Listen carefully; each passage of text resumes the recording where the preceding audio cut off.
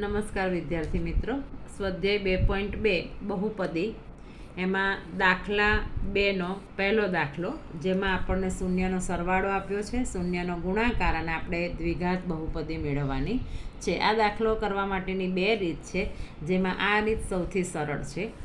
એમાં આપણે એક આ સૂત્ર જ મોડે કરવાનું છે. એક્સનો વર્ગ ઓછા શૂન્યનો સરવાળો એક્સ વત્તા શૂન્યનો ગુણાકાર. તમે અહીંયા આલ્ફા પ્લસ બીટા અને આલ્ફા ઇન્ટુ બીટા લખી શકો છો. હવે શૂન્યનો સરવાળો આપણને આપેલો છે, આ એક્સનો વર્ગ છે સૂત્રનો. શૂન્યનો સરવાળો આપ્યો છે 1/4 અને કૌંસની બહાર આ એક્સ છે સૂત્રનો છે, અને ગુણાકાર આપ્યો છે આપણને -1. આ વત્તા સૂત્રમાં છે એટલે આપણે પહેલાં અહીંયા પ્લસ મૂક્યા. કૌંસ છોડીએ, એક્સનો વર્ગ 1/4 એક્સ અને આ પ્લસ -1. હવે આના છેદમાં 4 છે, આ બેના છેદમાં નથી, એટલે આપણે લસાઅ લેવો પડે.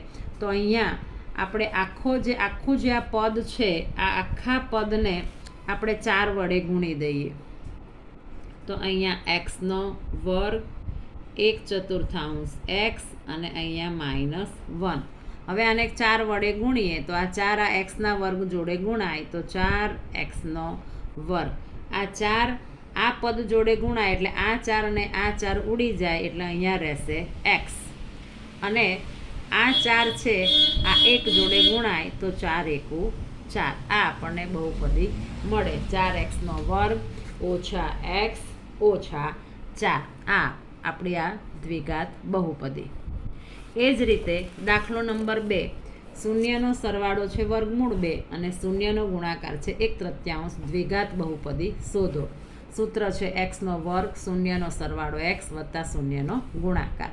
હવે આ સૂત્રની અંદર આ એક્સનો વર્ગ સરવાળો છે વર્ગમૂળ 2 એક્સ અને ગુણાકાર છે વત્તા 1/3. હવે કૌંસ છોડીએ, એક્સનો વર્ગ વર્ગમૂળ 2x વત્તા 1/3. 3 લસા લેવો પડે એટલે આને 3 વડે ગુણો, આને 3 વડે ગુણો, એટલે આપણે આખા કૌંસને 3 વડે ગુણી દઈએ તો આપણને એ રીત સહેલી પડે. જે છેદમાં હોય અને જેના છેદમાં નથી, એટલે આપણે આ 3 વડે ગુણીશું, એટલે જ્યાં 3 નથી ત્યાં આવી જશે અને જ્યાં 3 છે ત્યાં ઉડી જશે. એટલે 3x વર્ગ ઓછા વર્ગમૂળ 2x વત્તા 1/3. હવે આ 3 આની જોડે ગુણાય એટલે 3x વર્ગ.